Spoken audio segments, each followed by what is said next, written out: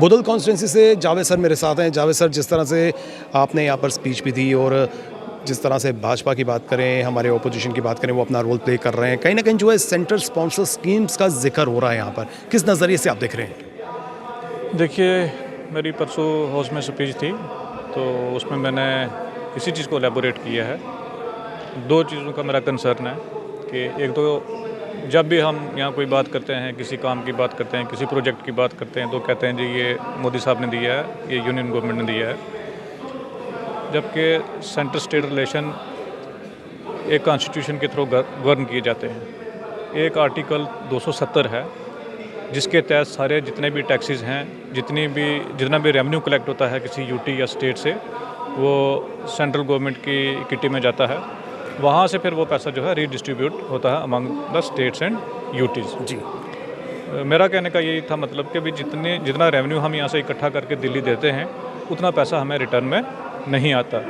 जैसे हमारे water resources हैं, जो हाइड्रो पावर प्रोजेक्ट हैं, वो हमारे साथ यूनियन गवर्नमेंट का एक वादा था कि 25 साल के बाद ये प्रोजेक्ट वापस किए जाएंगे। वो हमारे रिसोर्सेज का जो पैसा है वो भी यूनियन गवर्नमेंट की किटी में जाता है, वो आज तक हमें वापस नहीं हुए।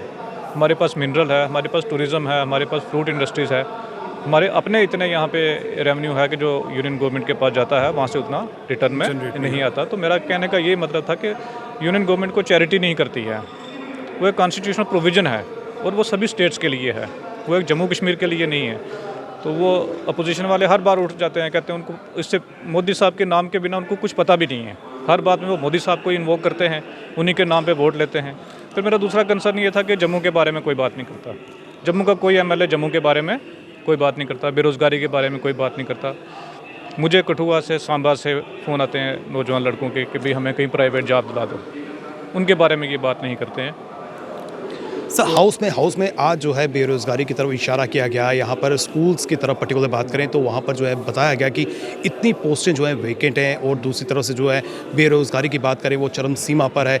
तो अगर पोस्टें हैं यहाँ पर तो उसको फुलफ़िल क्यों नहीं किया जा रहा? देखिए, जो टीचर की रिक्रूटमेंट है वो यूनियन गवर्नमेंट ने फ्रीज़ की हुई है। 27 तक उस पर बैन लगा हुआ है। जब तक वो बैन नहीं उठेगा वो रिक्रूटमेंट नहीं होगी। 24,000 25,000 पोस्टें जो वैकेंट पड़ी हुई हैं। इसके अलावा अगर हम पीएचई की बात करें तो पीएचई में भी जो है यहाँ पर डिमांड उठ रही थी कि जेई नहीं है, एई नहीं है। तो कहीं ना कहीं जो है डिफरेंट विभागों की बात करें तो वहाँ पर कमी है मैन पावर की।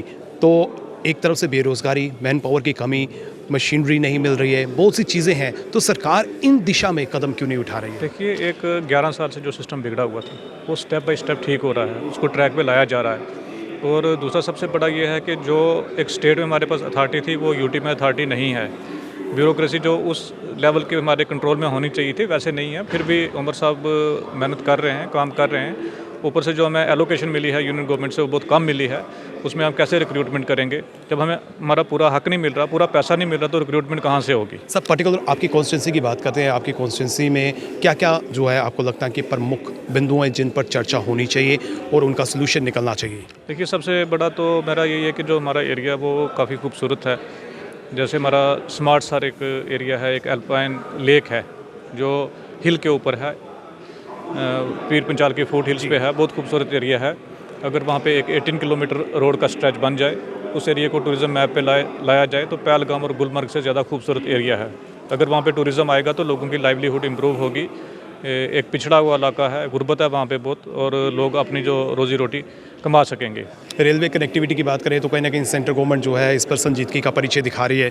बिल्कुल, रेलवे की तो हमारी बड़ी पुरानी डिमांड है और अभी जो रेलवे मिनिस्टर ने अनाउंस भी किया है कि इसका सर्वे चल रहा है, उसका हम वेलकम करते हैं। आखिर में उमर सरकार का हिस्सा है, क्या उम्मीदें हैं आपको और क्या अपेक्षाएं हैं? देखिए, उम्मीदें जो पब्लिक की हैं उनको हम पूरा कर रहे हैं। और उमर साहब हर एक मसले को लेके, छोटे से छोटा मसला हो या कोई बड़ा हो, उसको लेके बड़ा संजीदा रहते हैं और बड़ी संजीदगी से इस हुकूमत को रन कर रहे हैं। अगर उमर साहब की जगह यहाँ कोई और होता तो यहाँ पे आगजनी होती, यहाँ पे पथराव होता, यहाँ के हालात जो हैं वो डिफरेंट ही होते। तो वो बड़े पेशेंस के साथ, मैंने कई बार अपनी स्पीच में भी बोला है कि उमर साहब अगर छत नहीं तो छाते का काम ज़रूर कर रहे हैं।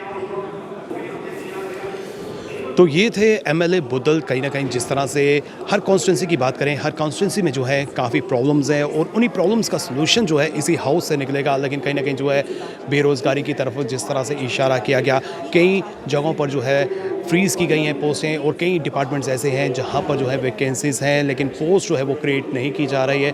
और कहीं ना कहीं बुद्धल कॉन्स्टिट्यूंसी की बात करें तो यहाँ पर पोटेंशियल है और यहाँ पर टूरिज़्म पॉइंट ऑफ व्यू से जो है काफ़ी कुछ किया जा सकता है, और उम्मीद करते हैं कि ऑनरेबल मिनिस्टर जो है ज़रूर इस दिशा में कदम उठाएंगे। फिलहाल करण सिंह और मुझे यानी कि रितेश गुप्ता को दीजिए इजाज़त। नमस्कार।